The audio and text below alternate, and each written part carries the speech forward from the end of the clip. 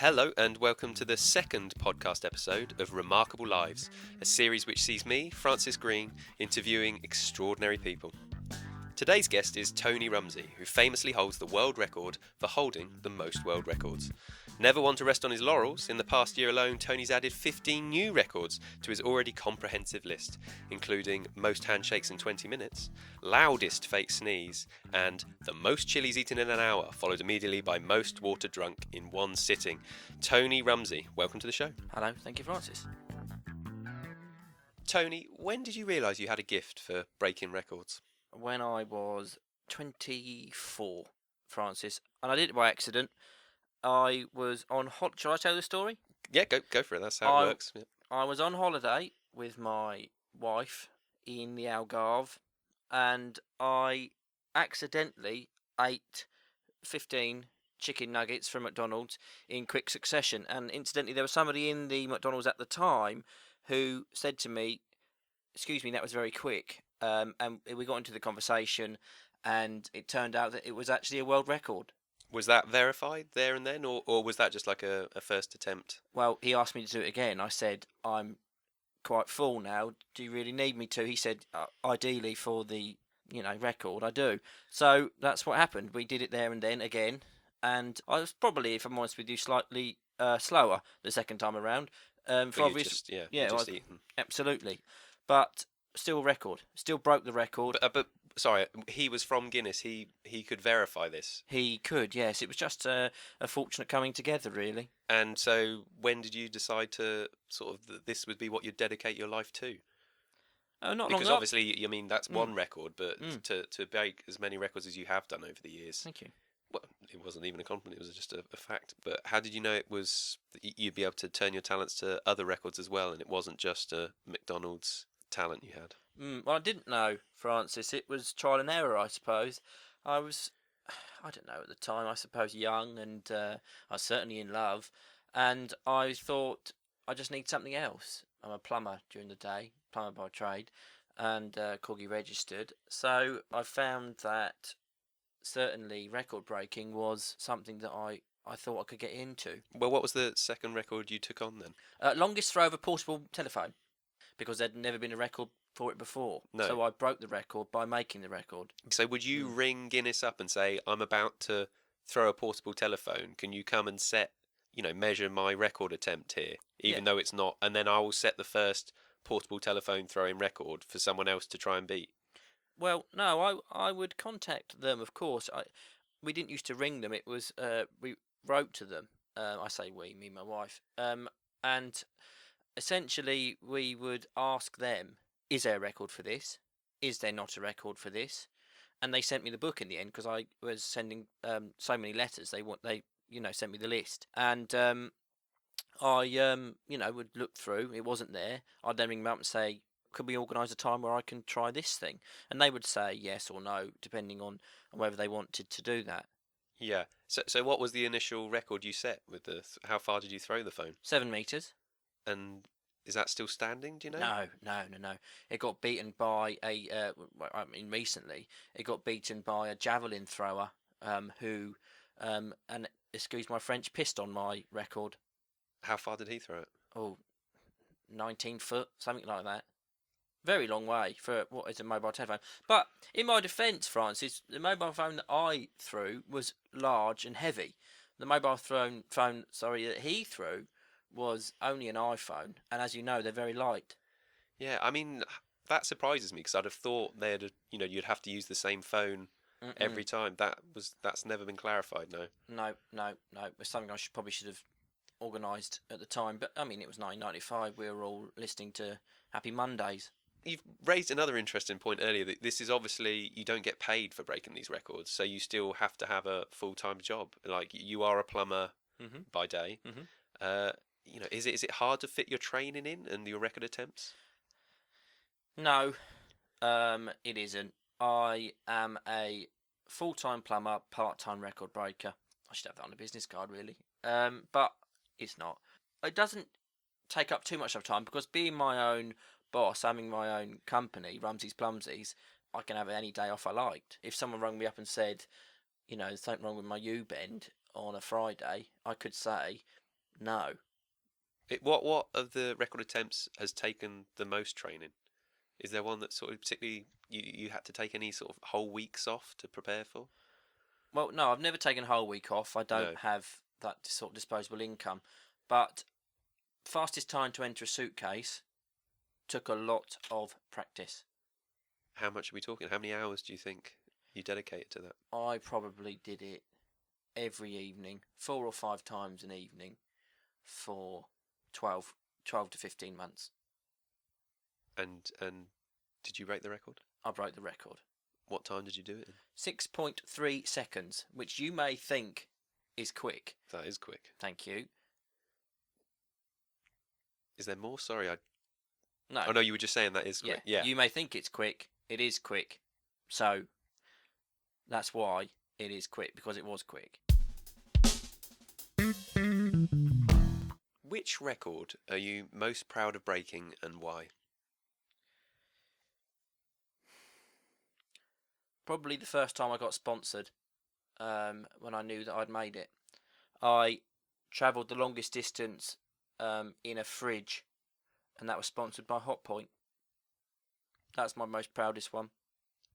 When you say longest distance, I mean, in a fridge, I mean, yeah, what do you mean? Well, the fridge was on. I was in the back of a lorry. I sat in the fridge, and the driver drove to, I think, Scarborough. From Watford. And Hotpoint sponsored that. Yes, it was one of their fridges. It was on the news. I'm surprised you didn't see it. But would people even see the fridge because it was in the lorry? Well, it said sponsored by Hotpoint on the side of the lorry. The lorry was there just for me. Yeah. It was, Why did the lorry stop at Scarborough?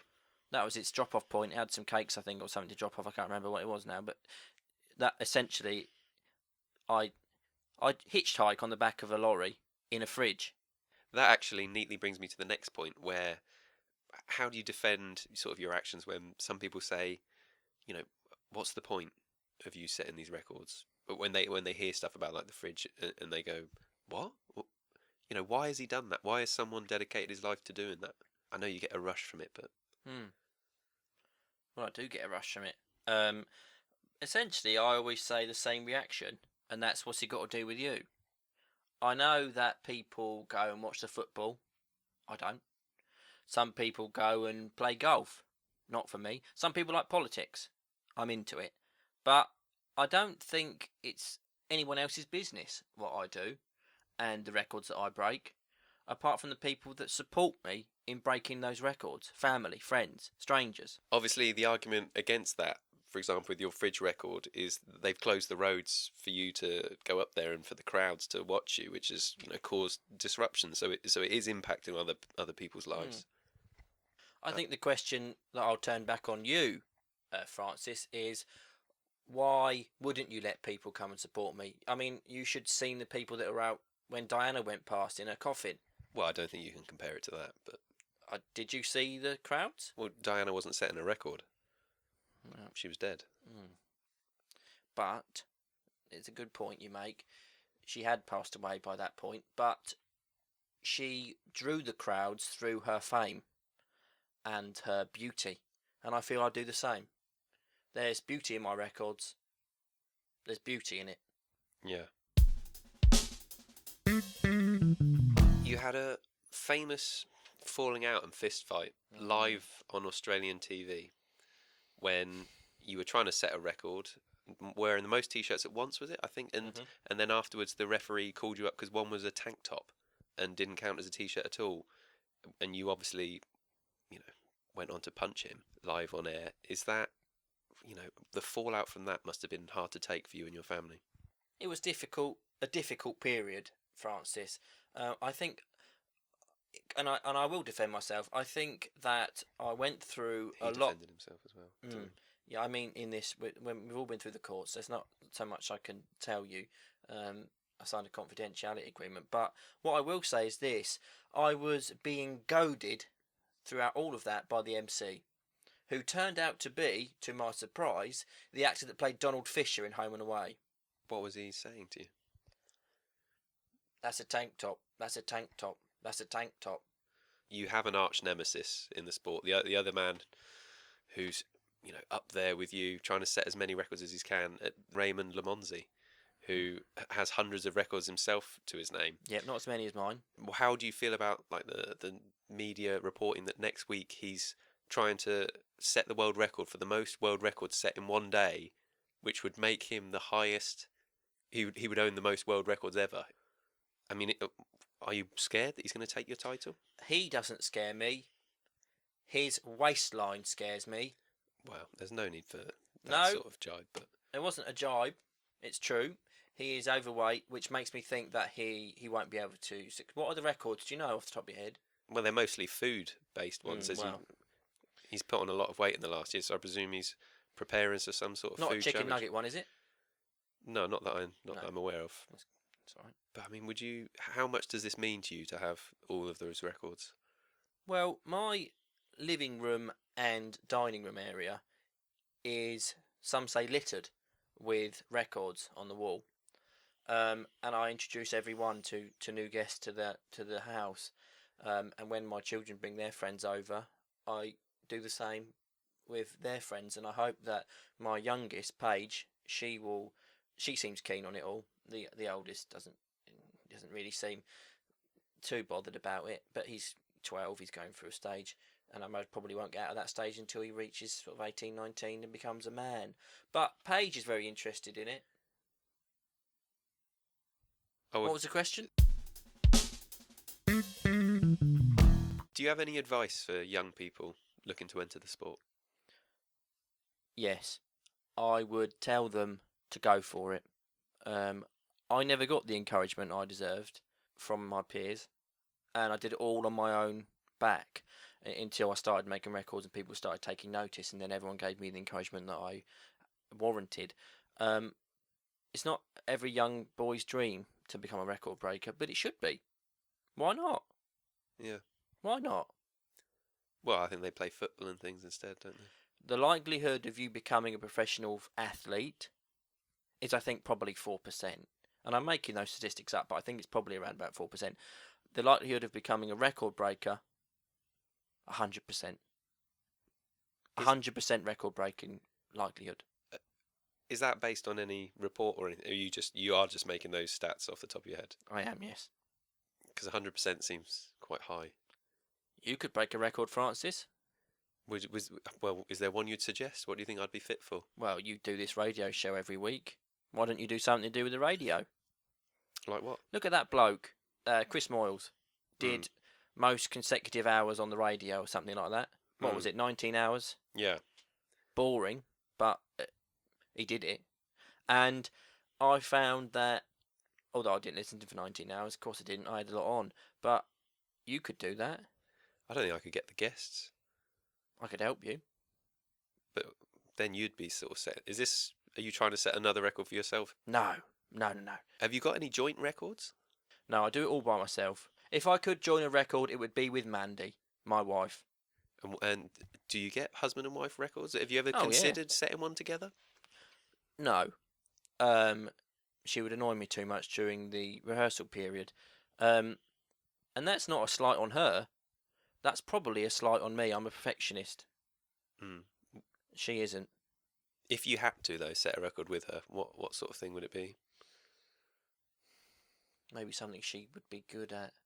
What's she good at? She cooks a good roast dinner.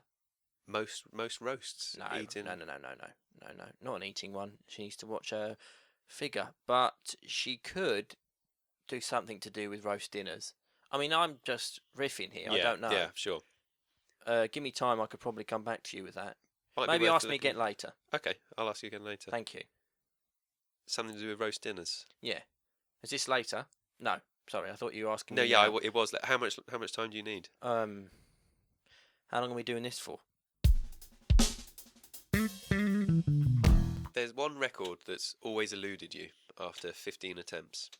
What do you find so hard about balancing things on your chin? I know it means more to you as well. Something to do with your father had a skill at balancing items on his chin?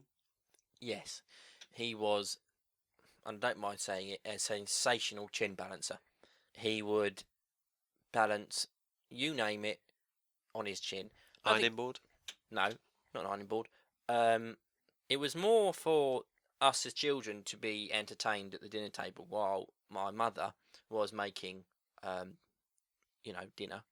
Um, he would keep us entertained. It wasn't like, you see on the telly all this quiet at the table, no laughing. It was very jovial around my house with my brothers, um, and essentially the balancing act that he did was one of our favourites. He also did a very good impression of a very famous comedian at the time, but I won't tell you his name.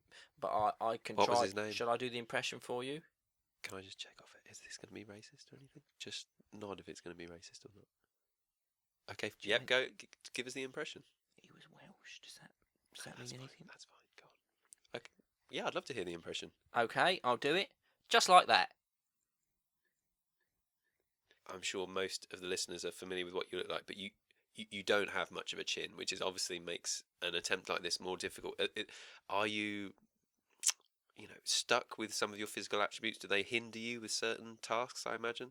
I find it more of a record if you've got no chin like me. And I say no chin, that's obviously... Yeah, but you haven't set the record. That's the point. You keep attempting, but Yes. you keep failing. So what I'm saying is that, are there...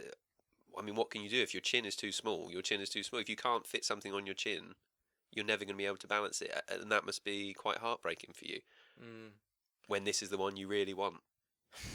Yeah, I mean, you're touching on a very emotive subject for me. You're welling up, and I can see that now. I don't want to push you too far, No, but you haven't pushed me. It's the record of all records, the chin balancer. It's known as the king of records within the industry. Now, some people have big chins, Jimmy Hill. Some people have small chins, me. And unfortunately, because of that, it does mean that I... Sorry, give me a second. It does mean that I can't do the things I want to do. Sorry, can we just take a minute here? yeah, of course. Do you want to go back to talking about roast dinners? Are you ready to talk about that yet? Or... I'll give you a minute. Hold on, I'll give you a minute. So they say that dead air is, bad, but this is... I think people can hear that this is a pregnant pause. Dear me, look at me getting all well done, bad chin. Yeah, thank you for that break. If we could draw a line under this now, I will just say, I will get there, and it's perseverance that will win me that record. And even if it takes me 20 years, I know I'll get there. My Father's looking down on me from heaven, and He's willing me to do it with His impressions. He's probably up there balancing something on his chin right now. Probably the good Lord Himself. He was that good at it. I've been going back and looking at your list of records, and a few of them struck me as worth talking about, obviously. One I'd like to mention is you've got the record for the least knowledge on a subject.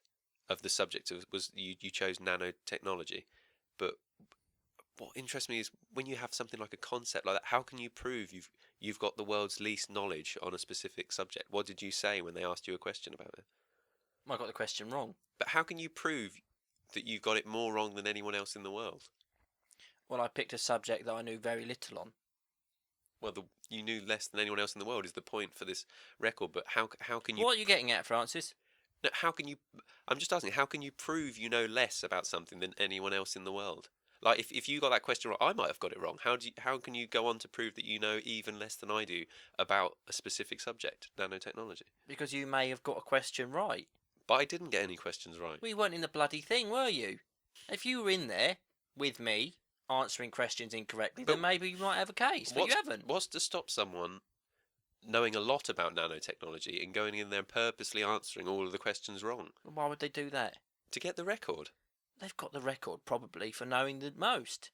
There is a record for that. I don't know if you've done your research. There is a record for knowing the most about nanotechnology. But how can you prove you know the least about something? I don't understand. What was the question? What was the question they asked you? What is nanotechnology? And what did you say? I don't know. Let's move on. Another one that struck me as being slightly dubious is you've got the record as owner of the biggest frog. Now you've bought that off another person. He had the world record before. So you've essentially just bought yourself a world record. I mean, what have you done to get a big frog apart from buy a big frog off someone?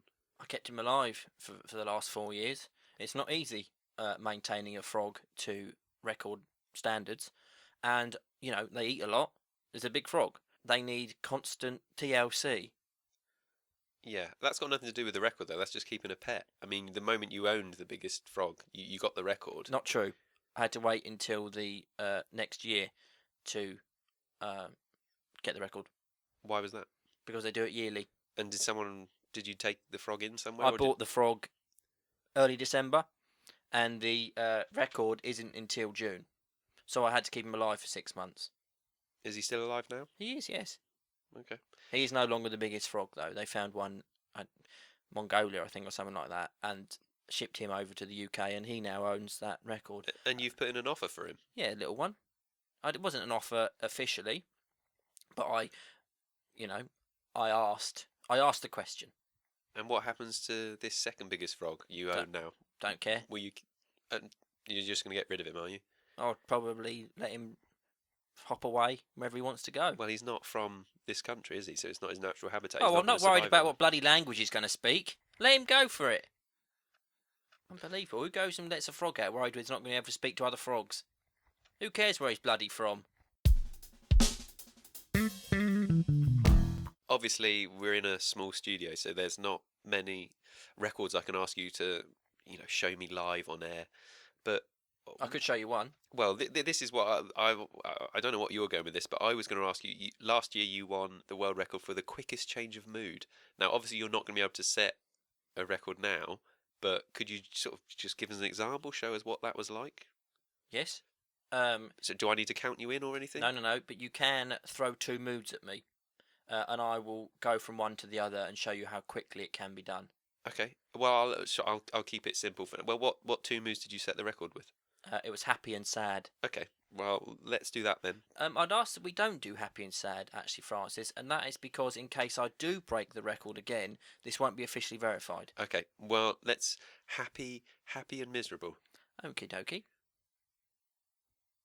Do I need to count you in, or? No, not count me in as such, but you do need to ask me a question that I can answer, and be happy with the answer, and then be very miserable towards the end.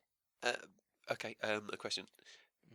Could you have a go at being happy then miserable, please? Absolutely, of course I can. I am very miserable. Wow, that up close, that really is. Some described it as being a tearjerker. Yeah, well, the end was. The start was happy, but of course. Was there another record you were going to sort of show me? I was going to show you most handshakes in 20 minutes. I think you discussed it earlier. Yeah, I don't think we've got time for that. Not. I don't think that makes good radio.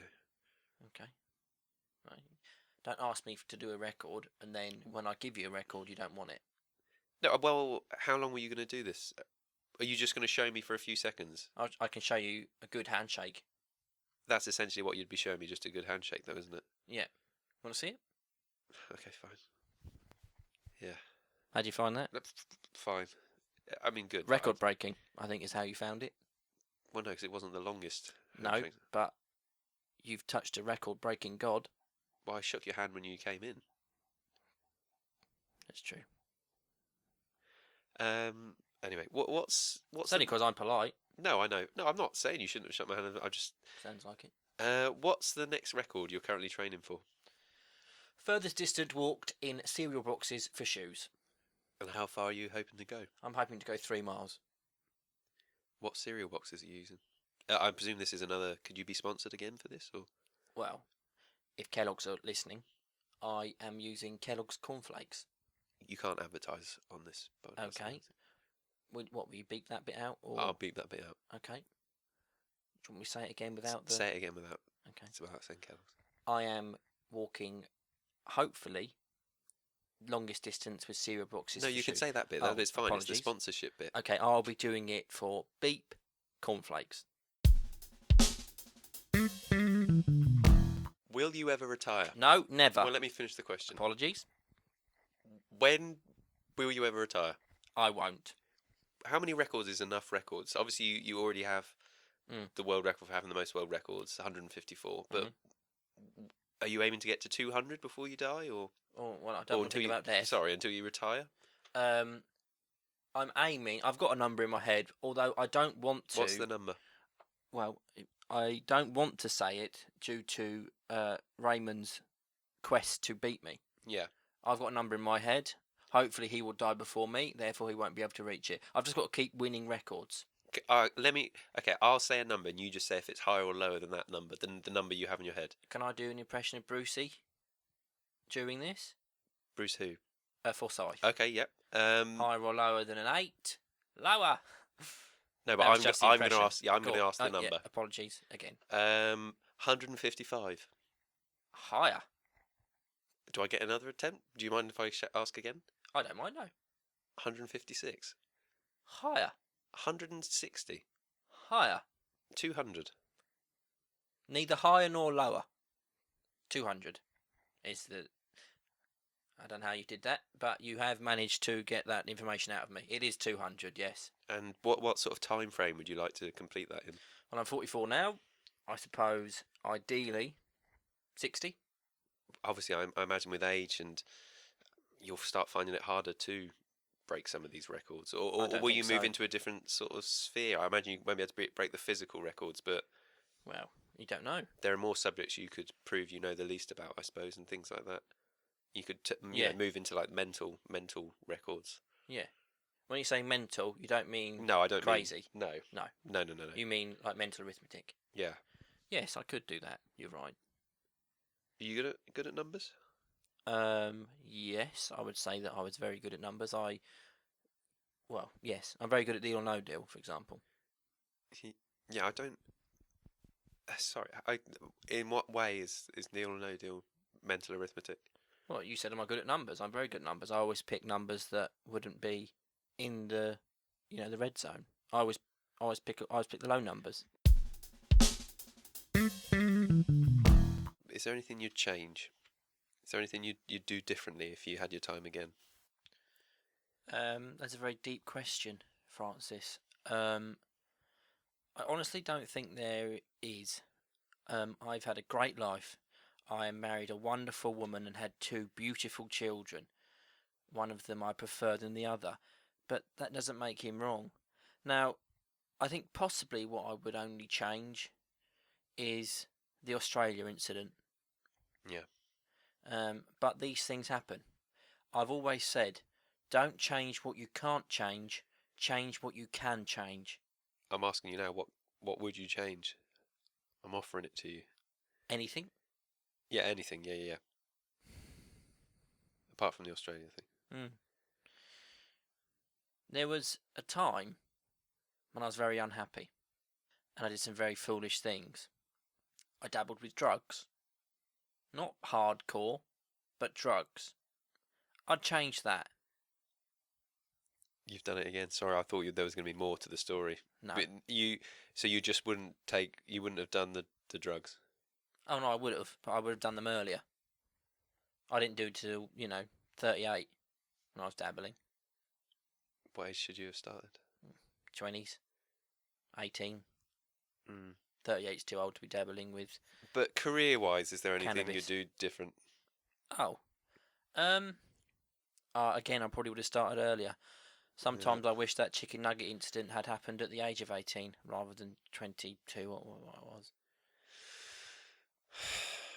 Yeah.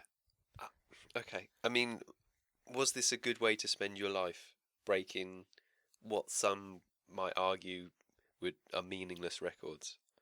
Well, what's meaningless about them? What have you really gained by? You haven't been to my front room. Eating the most bananas without laughing in an hour. Do you mean what has that really achieved? What legacy are you leaving behind? Well, a man that doesn't laugh a day is a man that will know hope forever. Have you made that up just now, or is that an actual quote? It's a quote that I did make up just then, yes, but that's not a quote. That's why just not? saying something. Now, if you repeated the exact thing again, that would be a quote. Okay, shall I?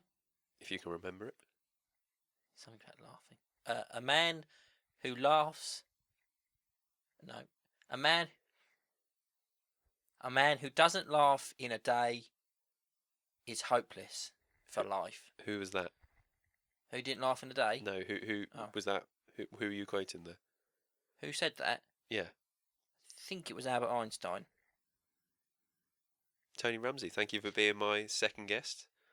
It's been a pleasure having you here and learning about such an interesting life. Thank you. And the best of luck with everything you do in the future. Thank I hope you. you get to the number that. Sorry, I was more. I hope you get to the number in your head that you're hoping to 200. Thank you, Francis. Can I just say one more thing? We're running out of time. Thank you anyway. Well, no, go on. Okay. If anyone would like to follow my Twitter account, it's at No, Tony we Rumsey. are running out of time now. Okay.